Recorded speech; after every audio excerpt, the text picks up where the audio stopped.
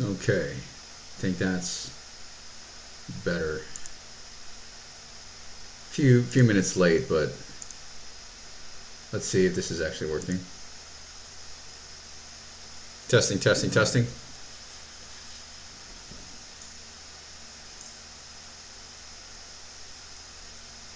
Audio sound good?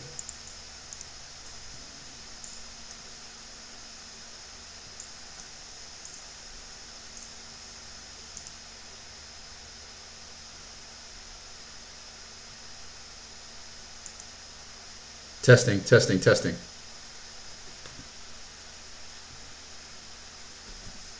Audio sound good? Let's turn on.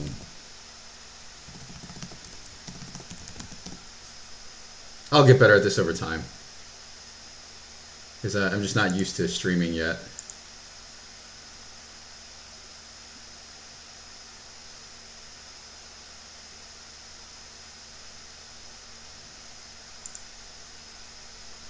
Live, let's see. All right, so I am live on YouTube.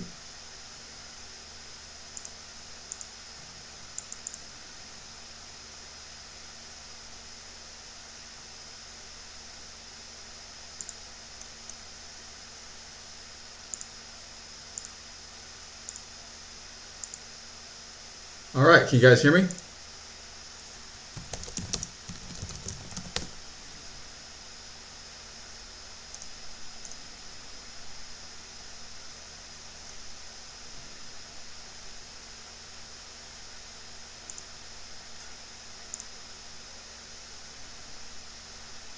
Testing, testing. I'll start when somebody acknowledges that they can hear me. Sound is good? Okay, somebody said that the sound is good. All right. Well, if you guys have any oh wait, hold on. I could share more myself. There we go. There we go. All right. Yeah, I'll get better at this over time. Okay, so as I'm just getting started off, I'm just getting started out with live streaming regularly. I appreciate any sort of patience you may be able to share me, because I'm new to setting these things up. Oh, the audio is looping again. Let me see. Why is the audio looping? Is it this? Test. Is the audio looping now? Looping.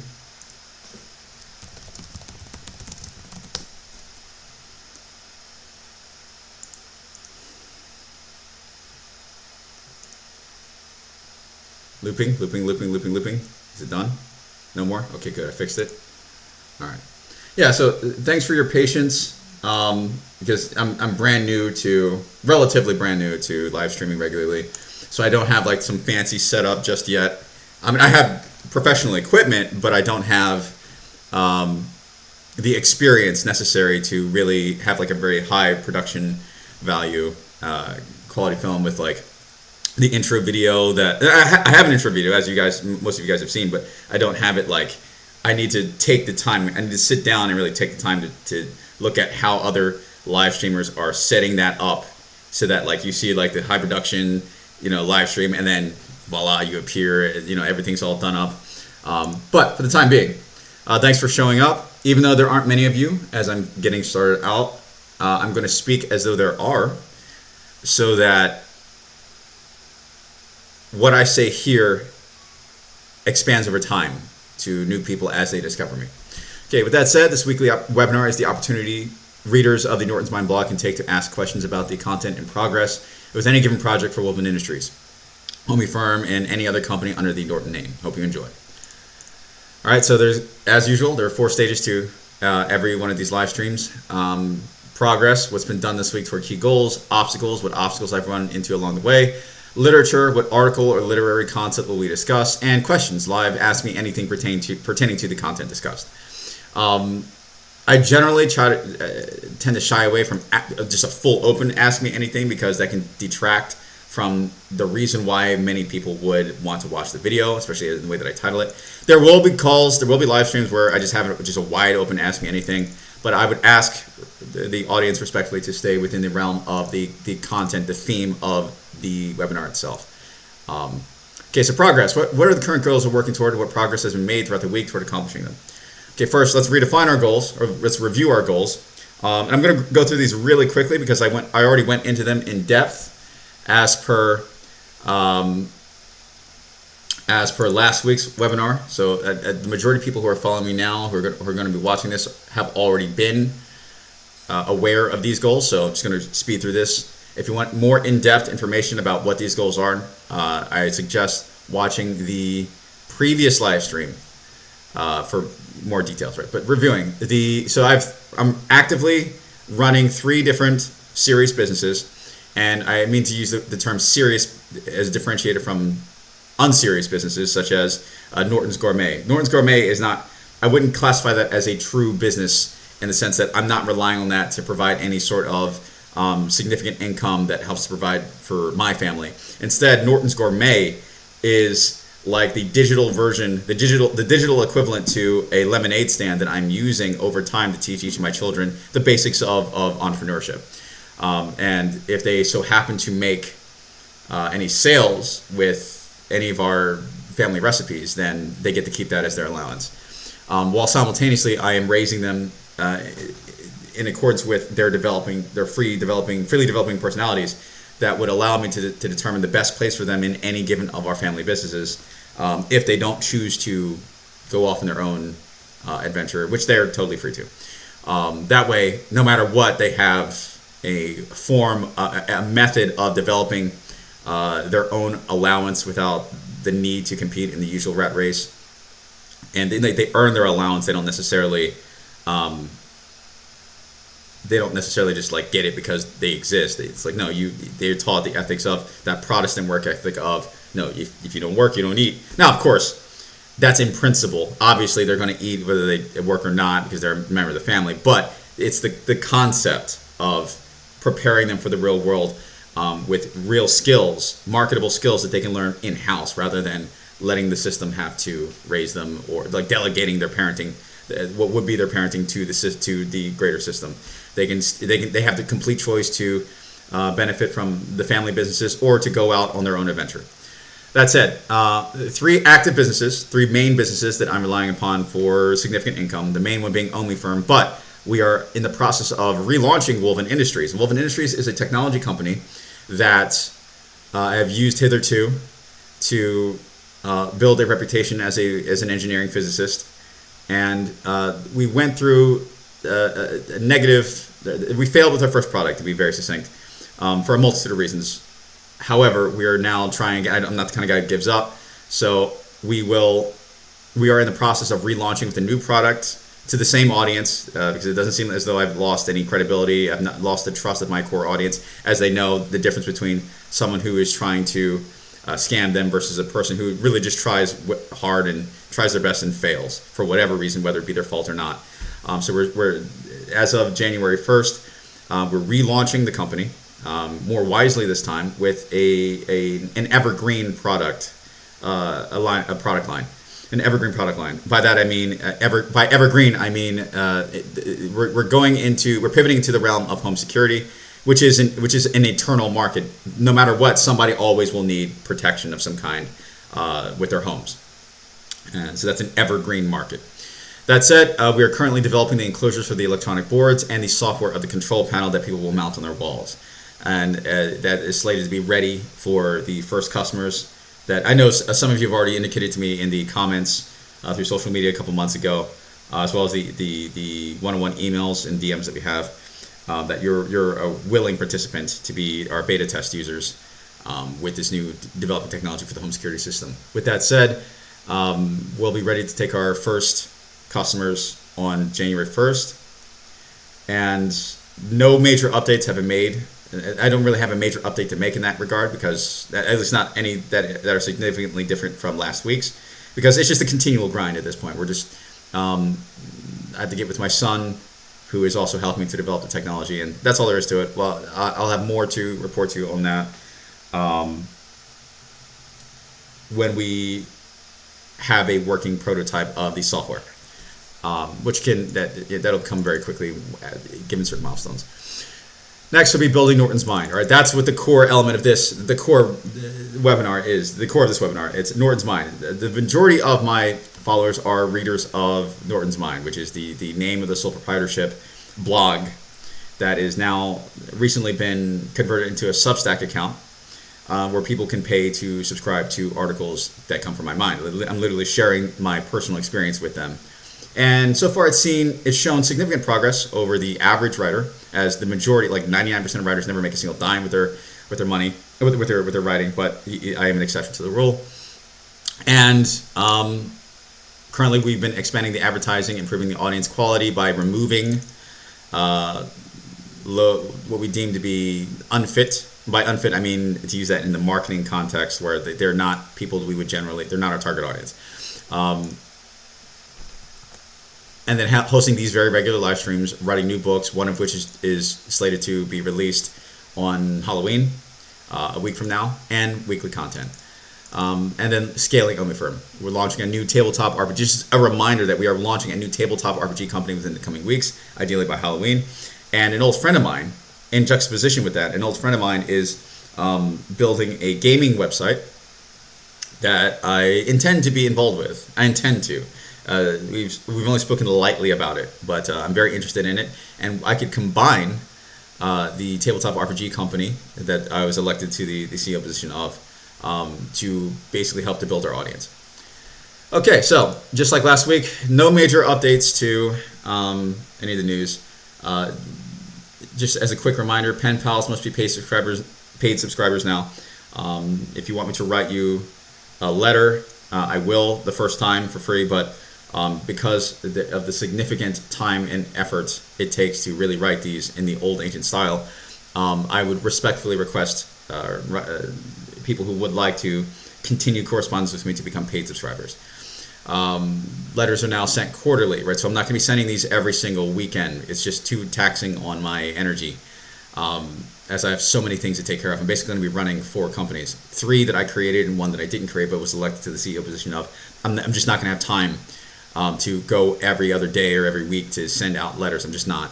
But that doesn't mean I'm going to give up writing letters. If anything, the fact that I would have a constrained time would actually arguably make the letters more valuable. So no, I'm most certainly going to continue that practice of handwriting letters to you guys. Just simply, I'm not going to be sending them every week. I'm going to be sending them on a quarterly basis, once every 3 months. And then upcoming martial arts and fitness content on Instagram. This is in correspondence with, or correlation with a person that is an old friend of mine. He needs help with, or at least he doesn't need help necessarily, but he would really respect my advice and participation in coaching him along the lines of helping him to work out with my prior experience. All right, so just speaking to this, exactly as I said, paid subscribers, that's an actual photo for new people. Any new people watching, that's an actual photo of what you get. And the ring is my actual ring, which I have here in this drawer. Right. Here it is. Right here. Right, this is my actual ring. I don't know if you can see it. There you go. All right, so that forms a red wax seal. You get those. Letters is sent quarterly. I already said that. Pre-marketing for the book on that's going to be released on Halloween has already begun. My first horror story. Very excited about it. Martial arts content. Right, and there it is.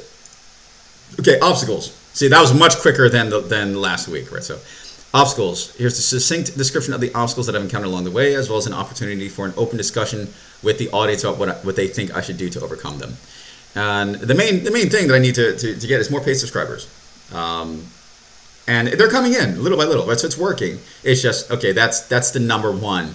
The number one priority is getting enough feedback from my core following that's been most of whom have been following me for years, but also what value can I extrapolate from their responses in a way that I can use to market at scale to bring in new people who therein become paid subscribers. And that allows me to invest more of my own funds, well-earned funds, into the bootstrap projects that we've discussed hitherto, such as, but not limited to, the women's shelters in Alaska, starting off in Alaska.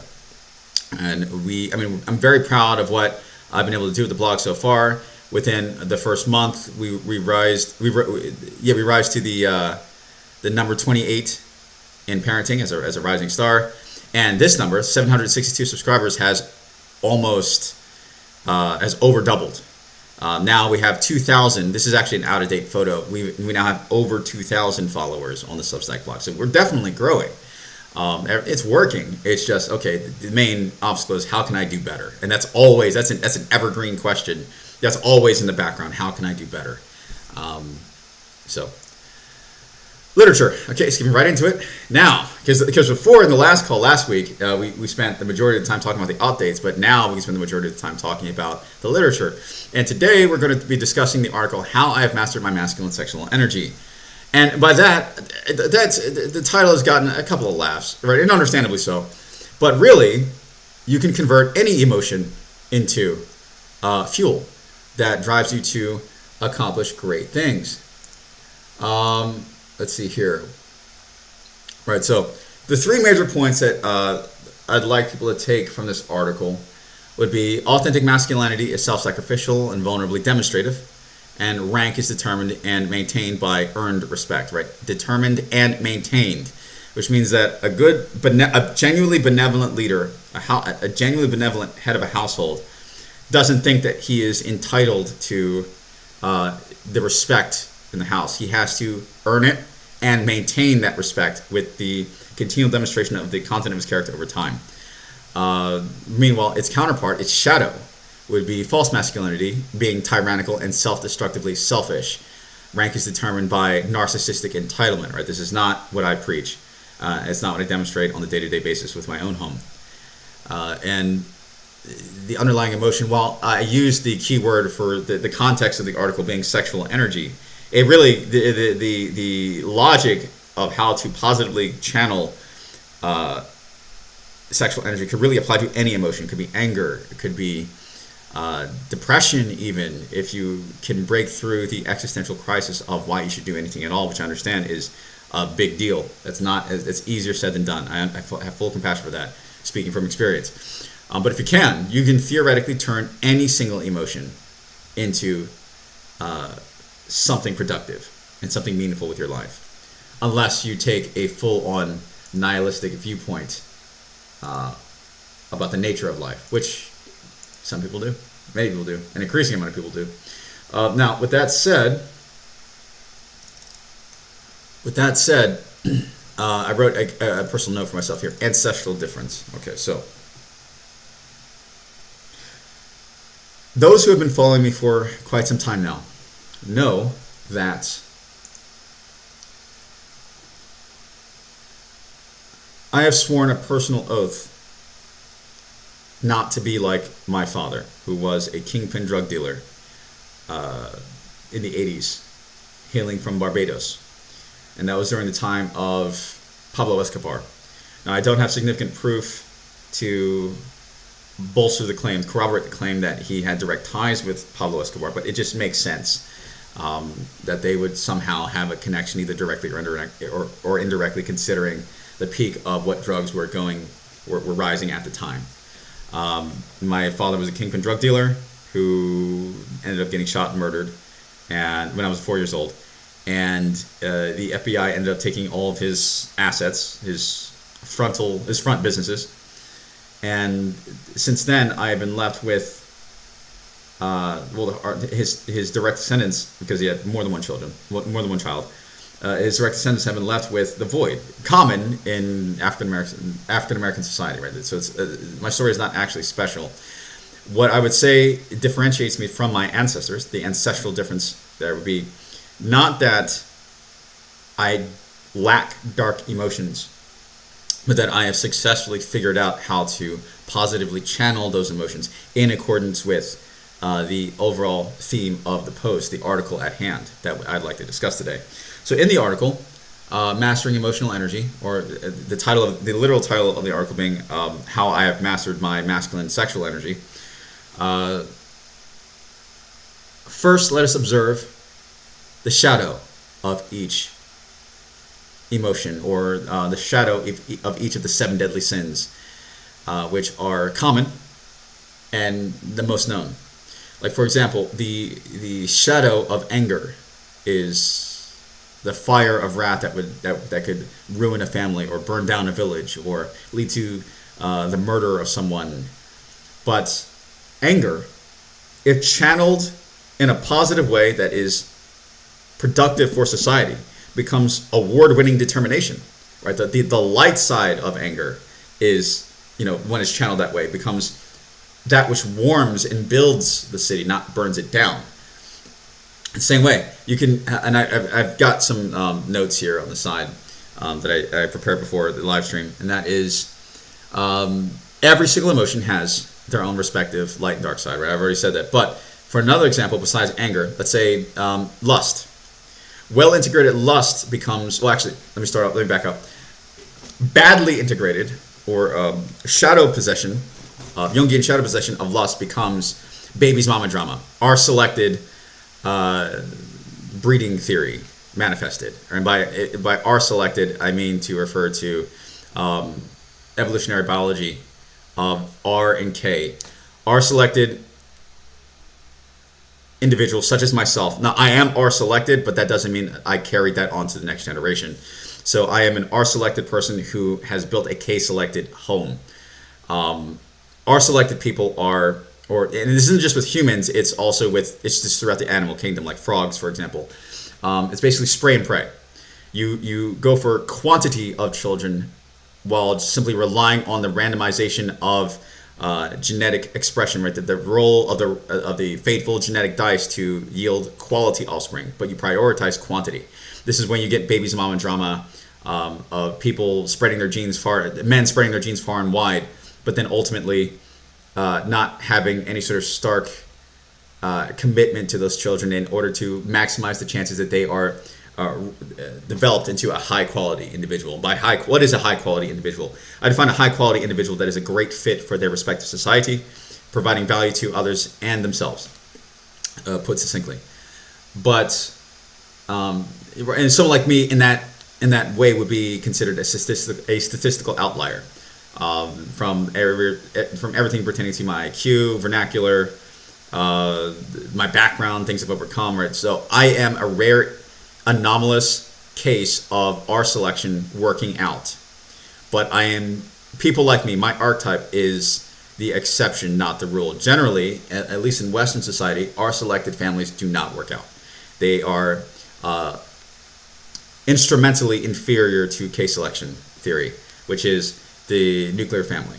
The nuclear family, for all it's been criticized in modern society, especially with the left-leaning thinkers, it by far and large, with understandable individual exceptions as always, by far and large across the board, K selection theory yields the best outcome for all individuals involved. When there's a mother and a father in a stable home, they love each other, and the majority of resources are adequately invested in the development of a limited number of children as necessary to develop them into high quality individuals, right? Quality over quantity. So in summation, R selection theory is quantity over quality. K selection theory is quality over quantity.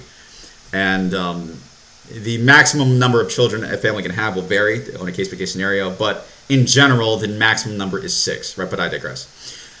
What differentiates me from my ancestors, at least my dysfunctional ancestors, is my ability to channel or self-reflectively master any given dark emotion, from burning down my own metaphysical village. And with that in mind, I would surmise that I have a lot of the same. I mean, it would make evolutionary biological sense for me to have a lot of the same emotions that my predecessors had, my ancestors, but the difference is what I did with it. So what I continually do with it, and that ties all the way into, right, if we go back around, the difference between authentic and false masculinity, or benevolent or toxic versus toxic masculinity. So a lot of people freak out when I say that. Not a lot of people, usually the feminists and their willfully blind supporters, to put it delicately, freak out when they hear any talk from me about the hierarchy of my family and how I'm at the top, right? Immediately, and I can say that without hesitation. My wife's not going to interrupt. She's not going to disagree with me. I am in fact at the top of my respective hierarchy. Cross-culturally, that is the way it's supposed to be traditionally. But the difference is why. How did I become the top? Did I just like plant a flag and say this is what it is? And if you disagree with me, where's my dinner, bitch? Like that sort of shit. No, I earn my rank in the family because of my ability to positively channel every single one of my emotions over the grand scheme of time, passing test after test. Either comes from other women, other men, life itself, depending upon how we define the term test. And that earns me respect from my family as necessary to manifest that dynamic, that hierarchical dynamic, even though it's not something that I mandate on the basis of narcissistic entitlement. Right? Big difference between the two. With that said, how does one earn that respect, right? And the way that I have earned that respect in my house is through the metaphysics of self-sacrifice. I am the most demonstrably skilled in a variety of different trades, fields, and I continually apply them in a way that does nothing but benefit my home. Everything that I can do, every single talent somehow that I have, in some way, shape, or form ties back into providing or protecting my family, providing for or protecting my family, either directly or indirectly. And then that combined with continual moments throughout our history as a family is how, sorry, I got distracted for a moment by something somebody typed, how I have, besides the empirically measurable value of my skills, I've continually passed test after test when it comes to me needing to step up to the plate in order to sacrifice something of myself so that my family doesn't have to. Right? So combine these two factors and you have a person such as myself who is able to lead by example and not shy away from his own vulnerability throughout the process of doing so. Because when you lead by example, that is to make yourself vulnerable. When you lead by example, you are showcasing what it is that you do. In the same way that I'm speaking right now on this live stream, anyone can attack you from any angle. You are wide out there with your vulnerabilities. And if you're faking anything, the collective intelligence of the internet or the universe, depending upon how you want to look at it, will call you on that. And it's up to me to be able to pass that. And if I don't, then I lose respect. It's very simple. The formula for earning and maintaining respect is actually very simple. So the reason why I am able to be that top guy, like for example, like the reason, and that's not just with family, that's with everything. That's cross universally. But like for example, why am I qualified to put myself at the top of this, or should I say, to earn this rank at the top of a given social hierarchy pertaining to fitness content? Is because I look like this, right? And this isn't even a good photo. And I'm not trying I'm not trying to present myself as superior to other fitness-minded people out there. I just know that within my respective scope, I have earned the respect of having a body like that, earned the respect involved with having a body like that. And somebody who listens to me before they listen to somebody else, it would make sense that I have put in the work necessary to tell them from that position of being able to lead by example, this is how you should work out if you want to. You'll develop a similar body if you work out like me. And that ties into why my friend, very personal friend, asked me like, hey, can you help me work out? And I said, hey, well, we're thousands of miles apart. He is actually in Sweden right now, and I'm in Northern Europe. But I said, why not? But because we can't physically be in the same vicinity together, I said, do you mind if I post fitness content? Would you like that? He said, yes. Right. So that's by default. That establishes an unspoken hierarchy. Like I am the leader of this given field. And this scope, this realm, established either consciously or subconsciously, and I would there and have somebody listening to what I say. They're looking up to me as an example that I'm able to vulnerably demonstrate by example, right? And the same concept just transfers over to every other element of life, and that's how that's what I mean by being at the top of the given hierarchy as a genuinely benevolent leader of any given context. Doesn't even necessarily have to be family. Did you earn that respect? Did you put in that work? And the answer in my case is yes. When I have not put in that work, then I tend to just shut up, right? So, and that's when somebody else is the rightful leader of a given context, a given hierarchy. With that said, what would false masculinity then be? Because if I can transfer authentic masculinity into the fitness analogy, then how would false masculinity be? False masculinity in this case would be if I did one of two things. Either I was unfit to lead by example, like if I was fat but trying to tell people how to develop abs, then that's that kind of hypocrisy that means that I cannot demonstrate by example. I wouldn't be able to demonstrate by example. Or if I claimed to be natural but wasn't, and if I got all these results with my body but ultimately cheated in some way, or at least wasn't honest about that. Because again, to be frank, a lot of people in the fitness world don't care about the use of steroids. What they care about is about being lied to. How did you get your results? Did you actually develop that fair and square, whatever it is that we're developing, whatever it is that we're talking about? And in my case, yes, I've been a mixed martial artist for over 20 years now, and well, there it is, right? So that's the kind of content that I'll be providing. With that said, just transfer that all the way over into how to lead a family. When checked, am I able to speak? Am I able to walk the talk of my own principles? Am I able to manifest either directly or indirectly my own vision on the basis of what I bring to the table in a way that is uniquely my own, thereby warranting me respect, especially when challenged, when called to self-sacrifice in a variety of different ways? And if the answer is yes, then I have earned that respect. If my wife is either less able, less capable, or less willing to do the same in the same exact context in the same way, that secures me a domain, right? Metaphysically, of course, that secures me a domain on the basis of how I have channeled those elements of myself masterfully, that earns me that respect and thus the rank in the house. Beneficial masculinity, right? False masculinity would be, do I preach not hitting women, but then all of a sudden hit my wife in private, right? That's false masculinity. That's performative bullshit, hypocrisy. It's a person who cannot live up to their own standards, their own purported standards, right? That's not me. So that with all that put in the frame, any emotion can be converted into fuel for great goods if integrated properly. So let's observe me for a second. Again, being vulnerable. I'm doing it right now. Let's be vulnerable. I'm going to be vulnerable and talk about some of my darker emotions.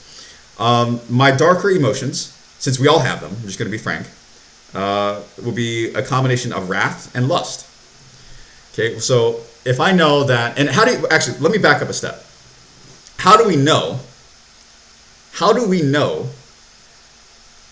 self-reflectively what our own darkest emotions are? And they tend to be more elusive than you think, because that is exactly how Jungian shadow possession occurs, when you deny a certain aspect of yourself because it's so reprehensible, but when in fact that is you. That is your shadow. That's why you find it so reprehensible. So with that in mind, if I'm preaching fidelity, if I'm preaching a certain kind of character, then by axiomatic default, the opposite of that character would be my shadow. Therefore, it is reasonable to deduce that lust and anger, if my persona is based on emotional stability and the positive channeling of emotions, then the opposite would be the non-positive, the negative channeling of emotions, the infidelity, that sort of thing, the breaking of my principles, right, and how I present myself as that kind of guy. So with that said, it's a respect for intelligence if I say that, if my persona is completely calm 99% of the time, even when people are insulting me, then the shadow of that would be wrath. And if I continually talk about, sexuality, but in a way that is ethically correct, moral, then the shadow of that would be lust, right? So if you're intelligent, I don't have to tell you what my dark emotions are. You can psychoanalytically deduce what they are. And the question is not whether or not I have them, but how do I confront them? Have I truly mastered them? And in my case, the answer is yes. At least that's what I would claim. I can confidently look you in the eyes and tell you, yes, I've mastered them. To a great extent, far beyond the average human being. And by average, I mean the statistical definition of what is common, what is most common. That said, how? Let's get into detail with that. So how have I channeled my anger? I have channeled my anger in a way that has manifested the determination, just like I said earlier, how properly channeled anger can convert into award-winning determination, right? So how have I channeled my anger? I have channeled my anger that would have been reserved for the suffering, or catalyzed by the suffering inflicted upon me by the absence of a father growing up. I've channeled that anger into becoming the light Kantian version of my father. By light, I mean metaphysically light and darkness. Because it's similarity. My father had many businesses. I have many businesses. Now, I have not made as much money as my father had to a certain extent, but depending on how you define money, I've actually made more, exponentially more, because at least I get to keep mine. I've channeled my anger for what he did wrong that led to a lot of suffering into developing businesses the right way.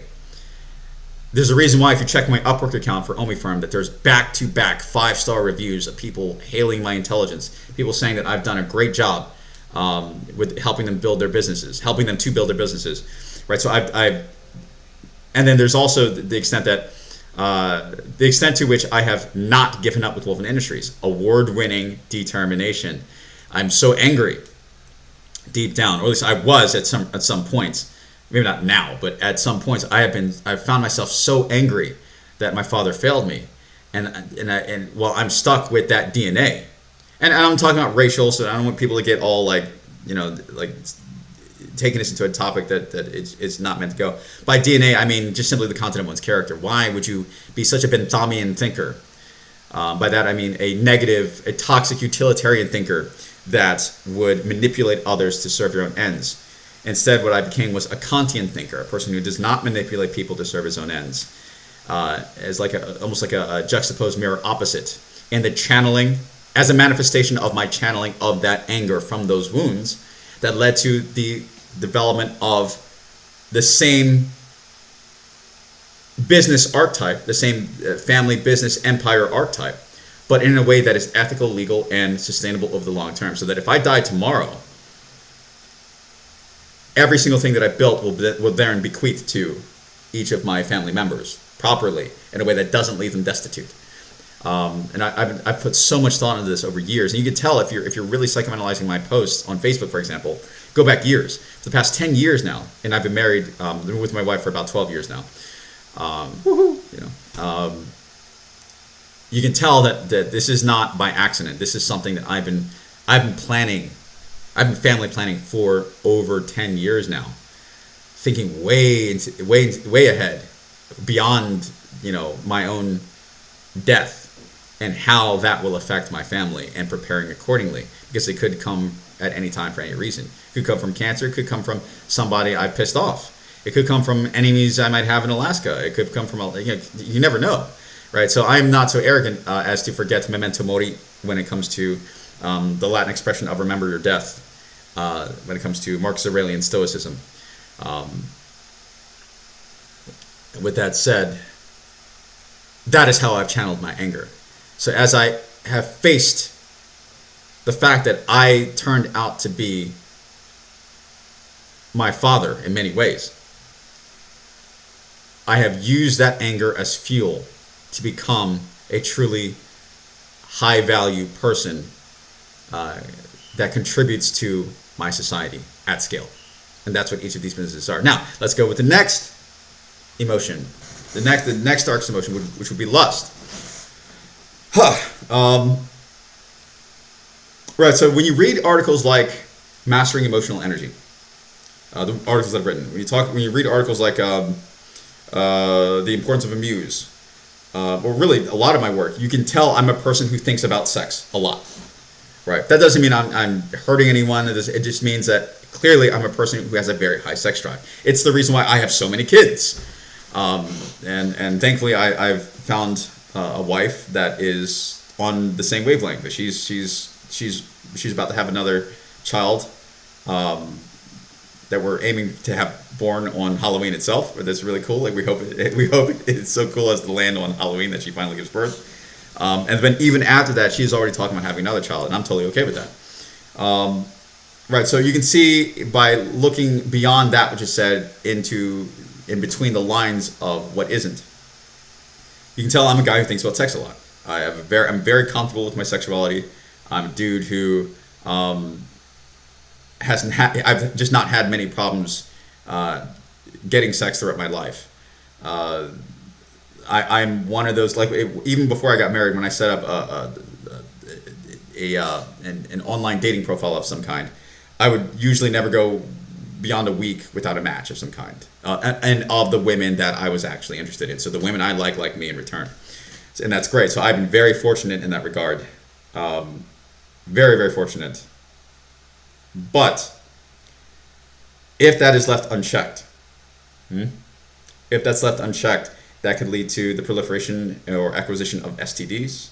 That could lead to the destruction of trust between otherwise bonded mates. That could lead to me becoming less a man of my word. That lead to so many things. Like, there's so many different stories, ancient stories, cross-culturally. We're talking biblical stories like Samson. Basically, he lost all of his strength because he gave into his lust for a woman that was not of his tribe and didn't truly like him. He wasn't really listening to her. He wasn't really paying attention to her. He was more considered. He was more in his own ego, and eventually told her his weakness being his hair. There are other elements of lust in the Norse stories. Right, I could go on and on. Like, for example, the monsters created by Loki led to the literal war of Ragnarok. That is the perpetual cycle of death and destruction. Right, it's just right, and all the great war of brothers slaying brothers, heavily catalyzed by the sexual choices of people like Loki, as well as, not to put all the blame on Loki, but also key decisions that the Aesir gods have made as well. Right, so lust improperly channeled literally raises nations. By raise, I don't mean build, I mean R-A-Z-E, raise, meaning burns to the ground.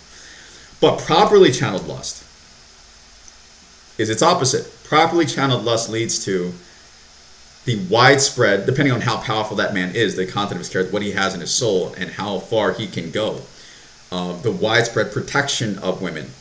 So I discovered that when I'm positively in my own masculine dimension, I get extreme pleasure when a woman gets pleasure. But then that begs the question of how can I really deliver that pleasure, and that is making her feel secure. In other words, let's start at orgasm and then work our way backward. What actually catalyzes orgasm in a mentally healthy woman? Across the board, orgasm is a manifestation of a woman's ability to let go and truly be one with the moment of such given pleasure. She cannot achieve orgasm regardless of your dick size, it doesn't matter what it is, she cannot achieve orgasm if she's worried about too many things, if she's distracted, if she's not emotionally centered, if there's something just simply blocking her, either emotionally or intellectually, from being able to let go of the moment. If she's worried about the kind of guy you are, and she's thinking, okay, if I get pregnant with this guy, will he ditch? Will I be left with the consequences, the negative consequences of his actions? Will I have to get an abortion? Will I have to do this? Regardless of how you may feel, how you in the audience may feel left or right about abortion, it's a very real question that many women have to ask themselves throughout the process of choosing their mates.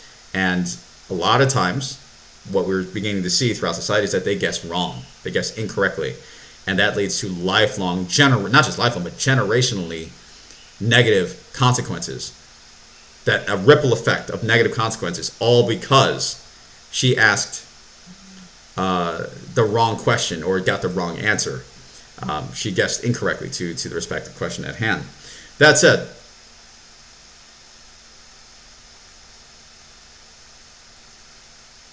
if a woman has key factors aligned, she feels safe, She knows that it doesn't matter what happens if she gets pregnant or not. She's not going to be abandoned. She knows that there are resources to provide for that offspring. She knows she's with a good, solid dude who is neither weak in character nor tyrannical in character. He's that third, correctly beneficial balance of having the strength of one archetype, yet the gentleness of another archetype, and he's correct. He's that proper balance. Then it becomes way easier for a woman to orgasm.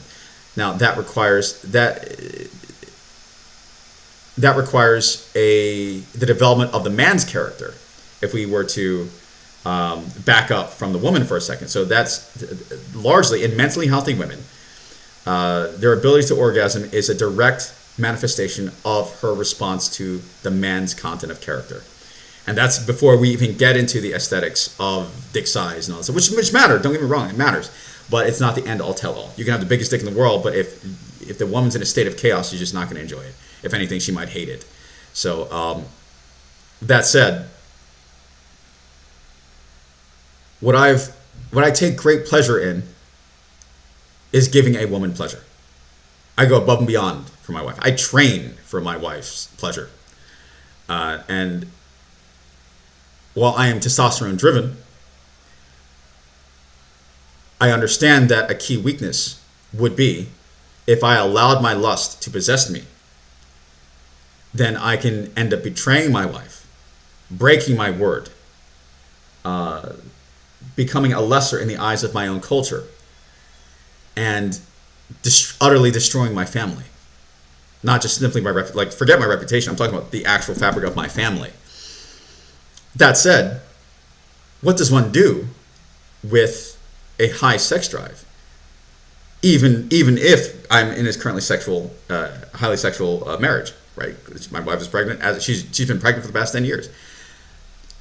So whenever there's a spillage of that emotion, the way I've channeled it throughout the realization of understanding that the majority of my audience consists of women, the way I've learned to positively channel that is to focus on their protection.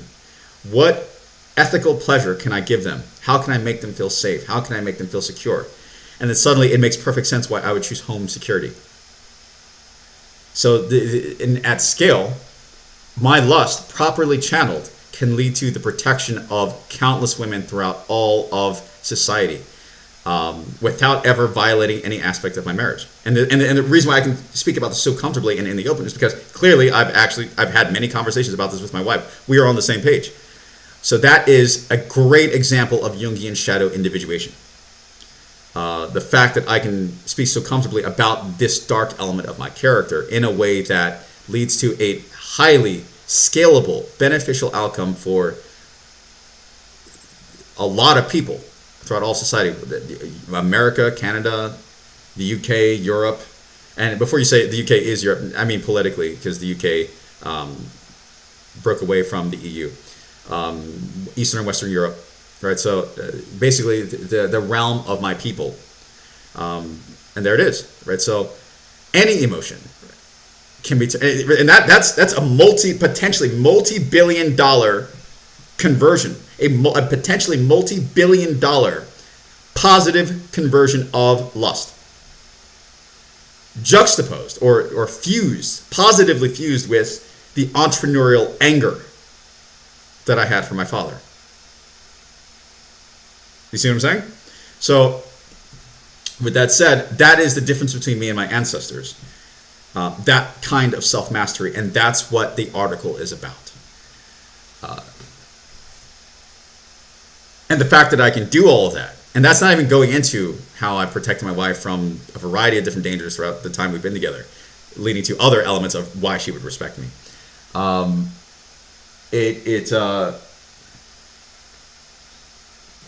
Sorry, I've got distracted by something.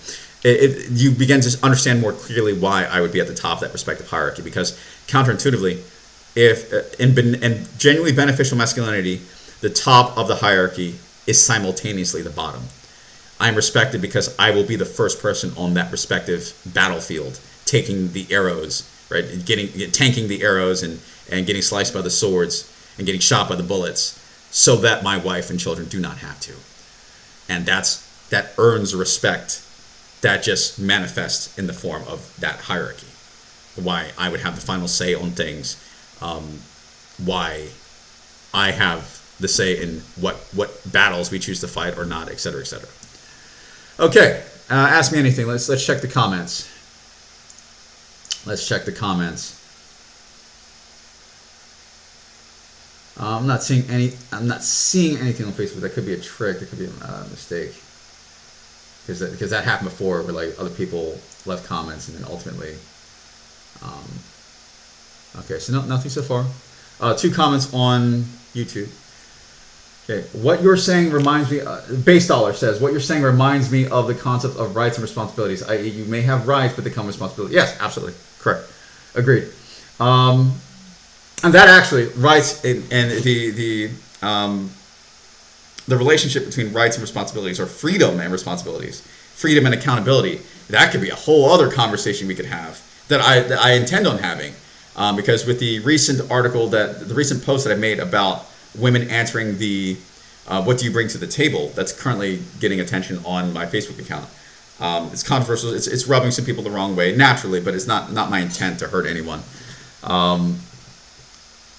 That's getting so much feedback. There's no way I'm not going to turn that into an article, and there's no way we're not going to talk about it on a live stream, right? So no, for certain, yeah, we'll talk about that, and I agree with you, Base Dollar.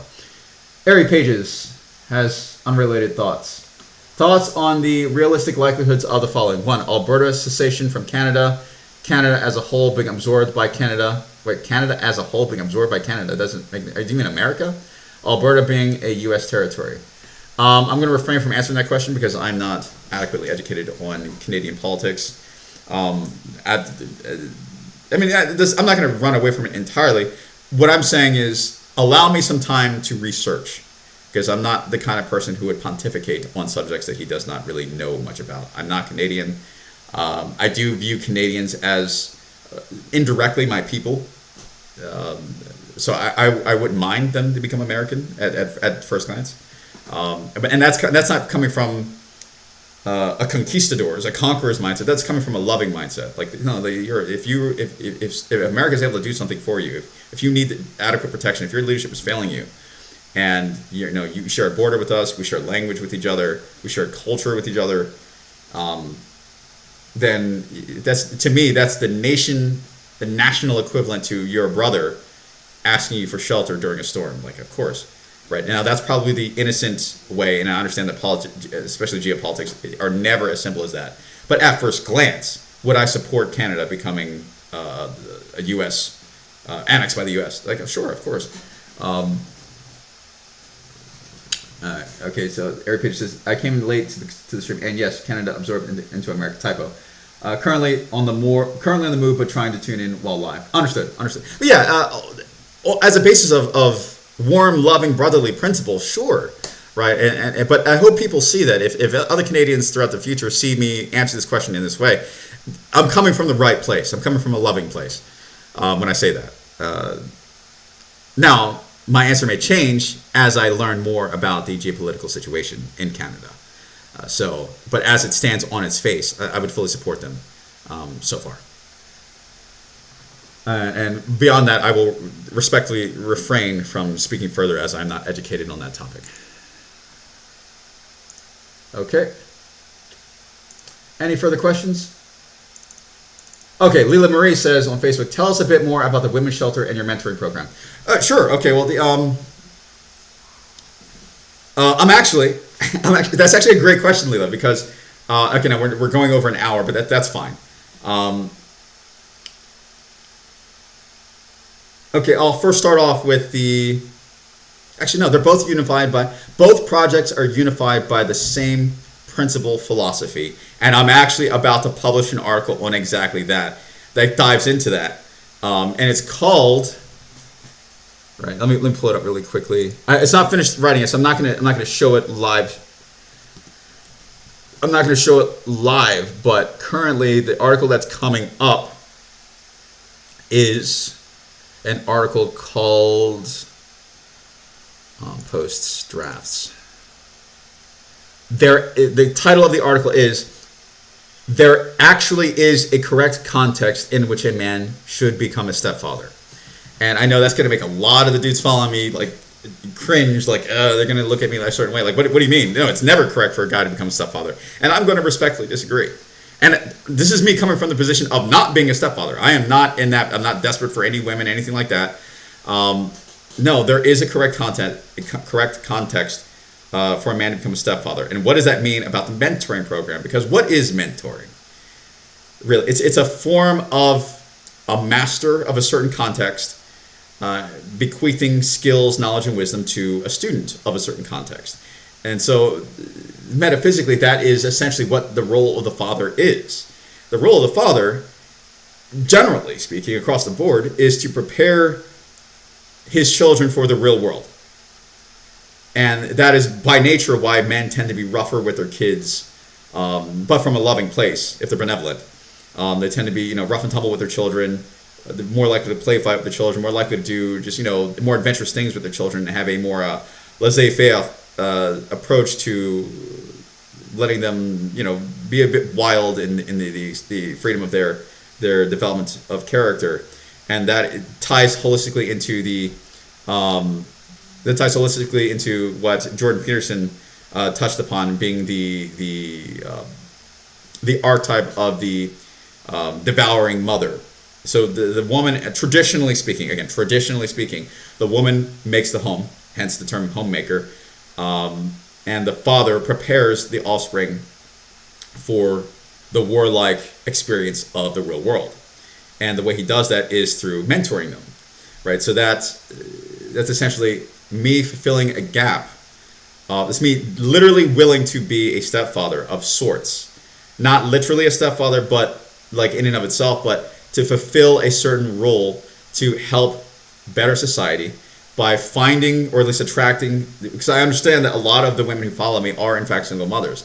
And that's not by my conscious design. It's what I realized about why my take on masculinity is so attractive to so many women, barring the feministic thinkers. That said, if a lot of the women in my audience are craving some kind of masculine element in their life, that I have to honor my marriage, and I'm enthusiastic to honor my marriage. It's not just something I have to do. It's something I understand that I should do and want to do. I want to honor my marriage. Then a mentoring program for the kids of my people, right? And that's key, because I'm about to go into the philosophy of what I mean by my people. Is at the crux of the article that I'm about to publish, being there actually is a correct context in which a man should become a stepfather, and that's based on how a man defines his tribe. In ancient times, let's say you have 100 men in a village. They go off to war, and 50 men come back, right? And let's say they all have children. That means there are 50 families that all of a sudden are now fatherless homes. If those children are not taken care of, if those children are not mentored, then the village has a multitude of vulnerabilities that can and will be exploited by the very enemy that they fought.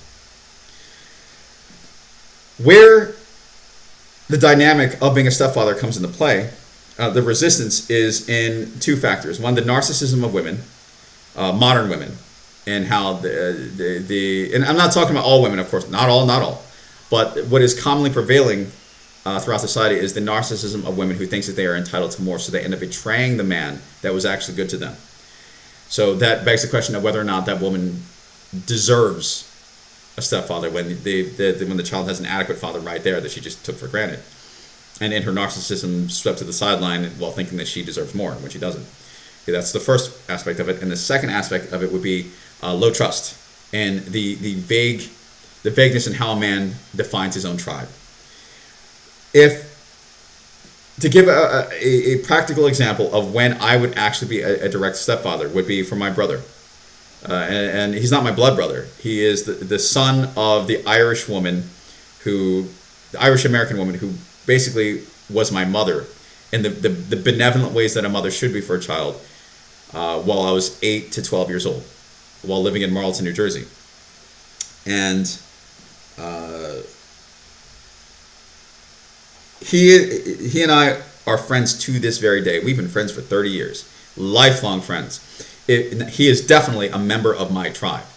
So if he was to have a child and then dies an untimely death, I would be honor bound in the same way that I would have been in an ancient society to make sure his offspring is taken care of. He has a mentor because he's a member of my tribe, and I don't want to see his house fail, just out of the sheer love of him as my brother. No, I can say all that without even mentioning the woman. Right? That's about honor and tribe. That is the correct context in when a man should be a stepfather. So that at scale it ties into my answer about your question about the mentoring program. Who is my tribe? Well, the women following me, a lot of them, majority of them, are my tribe. And so do I take pleasure in knowing that they're suffering? And a lot of I've spoken to a lot of these women. A lot of them, they might be, they're not just single mothers. A lot of them are widowers. They're widows. Or they just genuinely got dealt a bad hand in life, or maybe their husband or their boyfriend really was abusive. Maybe he was legitimately a piece of shit, right? So with that said, the mentoring program as well as the women's shelter program stems from that core philosophy of how I define tribe and the overall mission of Woven Industries, which is literally to protect and serve my civilization through the manifestation of technology, right? So a way to demonstrate the sincerity of that while having extra emotional energy to invest in more projects would be that. That would be just another extension of the same exact core philosophy, a service to my tribe. And there it is. But that's it in a nutshell.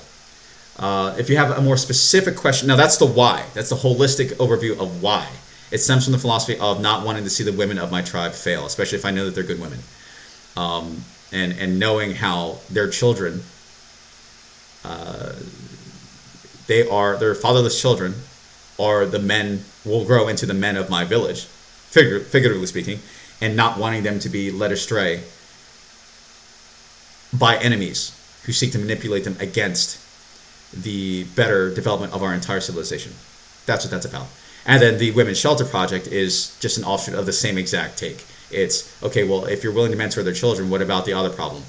Right? So that essentially puts a massive weight on my shoulders, that because if I'm able to, in a very Jordan Peterson fashion, take care of my own home, if I've reached that level of demonstrable mastery, self-mastery, to take care of my own home, if I have that extra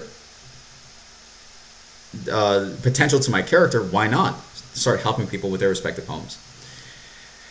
If that's what they really, if there's a mutual understanding there, and there's a willingness, then as long as I don't neglect my own family in the process, the challenge, the weight, I do not look at as a burden. I look at as exactly that, a challenge, a catalytic challenge that forces me to grow into a better, higher value man. There it is.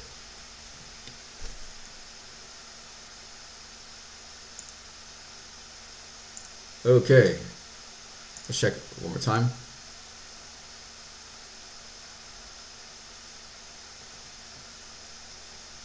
Okay, so checking more comments. Yes, and respect on choosing to delve into the topic before sharing full thoughts. Based off says, bro, did you say you were going to have a new baby on or near Halloween? If yes, congratulations. Yeah. And we're already talking about having another baby, right? But yeah, hopefully it's on Halloween. We hope, because that's really cool. I don't know. All right, so let's see here. Thoughts on Eric Pages says, thoughts on animal-based eating. I feel flipping great when I large consume beef. Oh yeah, beef, melted butter. Raw. Oh yeah. I'm all about eating beef. I'm not one of those people who I am not a vegan. I'm all about the animal proteins. I had a burger right before I had this live stream. I'm gonna have another burger right when I get off this live stream. Yeah, I'm all about it. Give me that animal protein. Right, and when I need to, I go full ketogenic. So I'm not ketogenic 24/7. I do, because you only, no matter what diet you take, you're eventually going to die. So when I need to power up, so to speak, I will completely cut carbs and eat nothing but meat. Like, and here's an example of when I'll power up and go full ketogenic. If I know that I have an upcoming trip to a place like Norway, and there is a picture of me rock climbing in Norway on the Norton's Mind website. If I know that I have an upcoming trip to Norway or going on some adventure, maybe like mountain climbing in the Alps or something like that, I don't know. Then beforehand, I'll consider that like an on season. Like there's an on season and an off season. Off season, then I'll just eat. I mean, I still eat very healthy even in my off season, but like on season, I'll go strictly ketogenic and I'll really pay attention to my nutrients. I'll do exponentially more for my workouts, and there it is, right? But no, I'm all about eating the meat. All right, so Airpage says skin glows, body fat percentage drop, yeah, mental clarity rises, libido, yeah, and so on. Yeah, it's like you go Super Saiyan, and that's what I need for the kind of guys that I hang out with. The kind of guys I hang out with are some of the coolest, toughest, baddest motherfuckers on the planet. And I'm not saying that to exaggerate. I mean that truly. They are some rude, cool dudes. They are a mixture of special forces veterans, Marines. Like they are some tough motherfuckers, and they are the modern Vikings basically.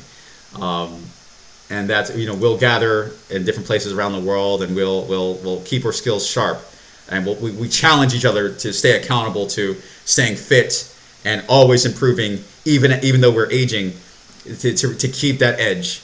And when I know that I'm going to meet up with them, I definitely go ketogenic, for sure. Especially if I have to fight any of them in a spar, which is really cool. All right, let me check one more round of comments for Facebook. All right, Leila says, thanks, Mike. Leila says, wishing you and your family a warm, spooky bundle of joy soon. Thank you very much. Again, if you have more questions about it, by all means, full transparency.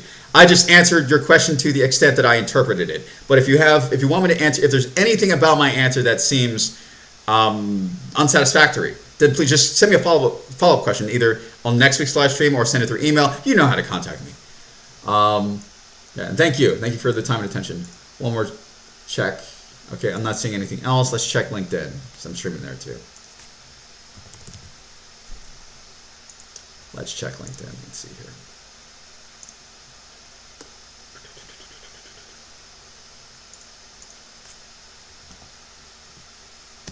One check LinkedIn, and then I'll end the live stream.